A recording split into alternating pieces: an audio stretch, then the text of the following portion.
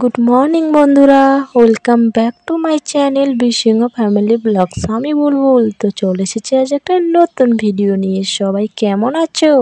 আশা করছি সবাই খুব ভালো আছে, আর আমিও ভালো আছি।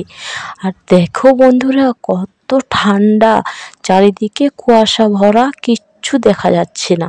তাই ভাবলাম এই কুয়াশা ভরা সকালটা তোমাদের সাথে একটু শেয়ার করি। তো দেখো চারিদিকে কত কুয়াশা লেগেছে, কিচ্ছুই দেখা যাচ্ছে না বন্ধুরা। তো বন্ধুরা, তোমাদের আজকের সারা দিনটা আমি কি করছি না করছি সবটাই তোমাদের সাথে তুলে ধরবো। আশা করি তোমাদের আজকের ভিডিওটা খুব ভালো লাগবে। আর যদি ভালো লেগে থাকে তাহলে কিন্তু অবশ্যই একটা লাইক করো, কমেন্ট করো। আর নতুন বন্ধুরা যারা আমার এই ভিডিওটা দেখছো, প্লিজ চ্যানেলটাকে সাবস্ক্রাইব করে দিয়ে আমার পাশে থেকো। পাশে থাকা বেল আইকনটি অবশ্যই ক্লিক করো, যাতে আমার যে কোনো আপলোড করা ভিডিও তোমাদের কাছে খুব তাড়াতাড়ি পৌঁছে যায়। আর এখানে দেখো, আমি কিন্তু এখন চলে এসেছি গরু বার করতে। তো দেখতে পাচ্ছ আমাদের গরু নতুন বাচ্চা দিয়েছে, 10-15 দিন হলো। তো তোমাদের সাথে আজকে ভাবলাম সেটাও একটু শেয়ার করি। সকালে উঠেই এই কাজটা আমাকে করতে হয়, তো আজকে তোমাদের সাথে তো এটা শেয়ার করা হয় না, তাই ভাবলাম আজকেও শেয়ার করি, আজকে একটু তোমাদের সাথে সেটা শেয়ার করি। আর দেখো বাছুরটা কত সুন্দর দেখতে হয়েছে, তাই না?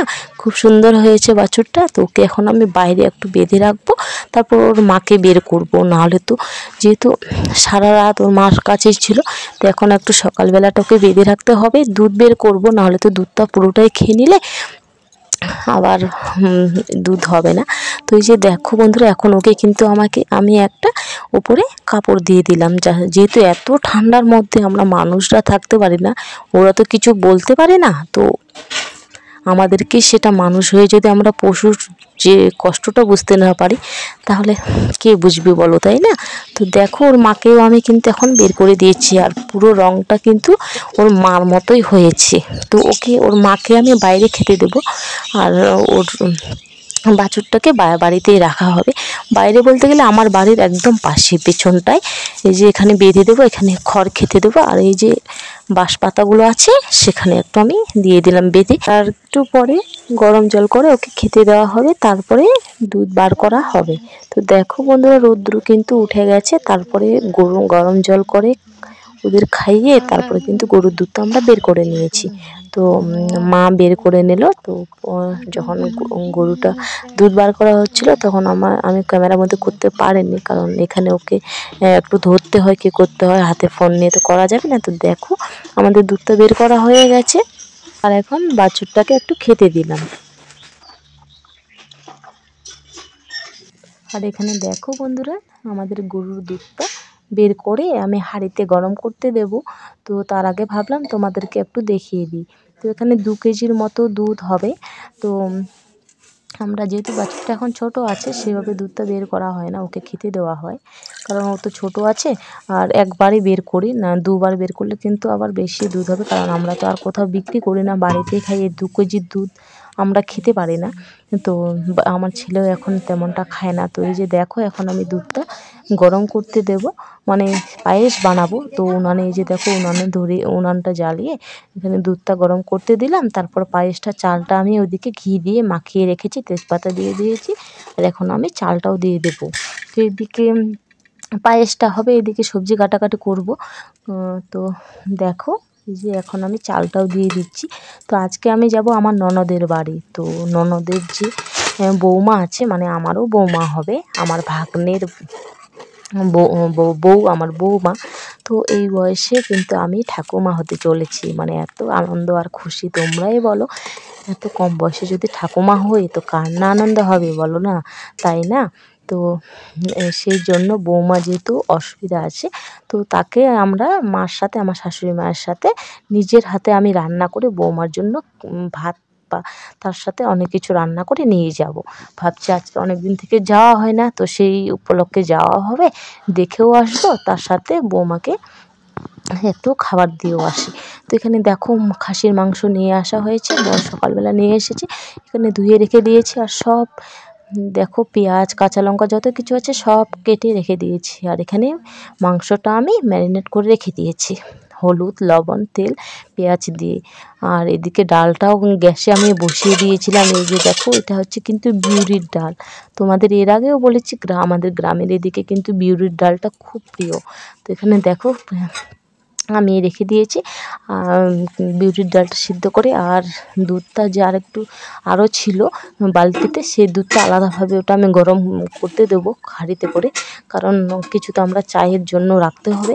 তো অর্ধেকটা আমি পায়েস বানিয়েছি আর অর্ধেকটা বানিয়েছিলাম মানে চার জন্য রেখেছি। তো এদিকে দেখো বন্ধুরা, এত ব্যস্ততা আর ক্যামেরা করা হয়নি। তো আমি রান্না হয়ে গেছে, খাসির মাংস ছিল, ডাল ছিল।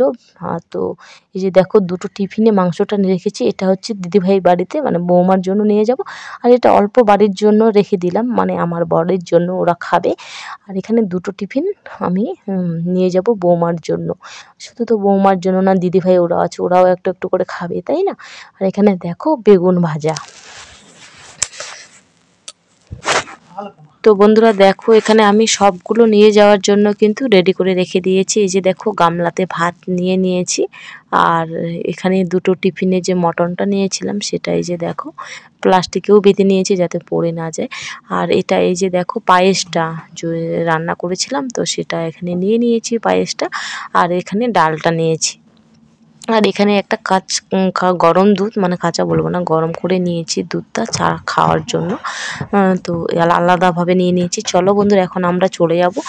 আর এত ব্যস্ততার মধ্যে আর ক্যামেরার সামনে আসা হয়নি। দেখো, আমার ছেলে রেডি, আমিও রেডি, আমার শাশুড়ি মাও রেডি হয়ে গেছে। আমরা তিনজনে টোটোতে করে চলে যাব। আর আমরা কিন্তু মার সাথে দুজনে সব সময় আমরা যেখানেই যাই না কেন দুজনেই যাই, কারণ বাবা মারা যাওয়ার পর থেকে আমরা দুজনেই একসাথে যেখানেই যাই না কেন যাই, কারণ মাকে তো আর নিয়ে যাওয়ার মতো আছে, বাট আছে কি, আমার বর আর আমার দেওর ওরা তো ব্যস্ত থাকে, তো ওরা তো সবসময় নিয়ে যেতে পারে না। তো আমরা দুজনেই মার সাথে যেখানে যাই না কেন যাই। তো এখন আমরা চলে যাব বন্ধুরা। তো রেডি হয়ে গেছি। আর আরেকটা কথা বলছি বন্ধুরা, যেহেতু আমি খুব তাড়াতাড়ি এই বয়সে মানে ঠাকুমা হব, সত্যি একটা খুব আনন্দের ব্যাপার, তাই না বন্ধুরা? তো সবাই কিন্তু আমার ভাগ্নে বৌমাকে আশীর্বাদ করো যেন সবসময় ও ভালো থাকে, সুস্থ থাকে, এটাই চাইবো। আর তো চলো বন্ধুরা, বেশি বক বক করবো না, তখন থেকে অনেকটাও বক বক করে ফেলেছি। এখন তাড়াতাড়ি যাওয়া যাক। চলো দেখতে থাকো প্লিজ, আমার সাথে থেকো, পাশে থেকো। তো দেখো, আমরা এখন বেরিয়ে গেছি। আর ছেলে পাশের সিটে ও একাই বসবে, আমাদের সাথে বসবে না। তো ওই যে দেখো, ওই পাশে বসে গেছে। আর এখানে এই যে দেখো, আমরা কিন্তু দোকানে নেমেছিলাম, মানে প্যাকেটের তোমরা দেখতেই পেলে চিপস, তারপরে কুরকুরে এসবই নিয়েছি। ভাগ্নে আছে, বৌমা, ওদের জন্য। আর তার সাথে মিষ্টি নিয়েছিলাম। তো এখন আমরা সেগুলো নিয়ে বেরিয়ে গেছি আর চলে যাচ্ছি টোটোতে করে। আর এই যে দেখো, মা আর আমি এখন টোটোটা দাঁড়িয়েছি। তো আসলে রেলগেট বন্ধ, তো রৌদ্রটাও খুব দিয়েছে, তার জন্য এই যে দেখো, সকালবেলা তো কুয়াশা ছিল, পরে কিন্তু রৌদ্রটা উঠে গেছিলো, তার জন্য এখানে একটু ছায়ার মধ্যে দাঁড় করিয়েছে। আর রেলগেটটা একটু দেখতেই পেলে দূরেই আছে। তো এখানে আমরা দাঁড়িয়ে আছি রেলগেটটা পার করেই। এই যে দেখো, আমি কিন্তু চলে এসেছি। আর এখানে এসে একদমই ক্যামেরা করা হয়নি, যেহেতু বৌমার বাবার বাড়ি থেকে লোকজন এসেছে।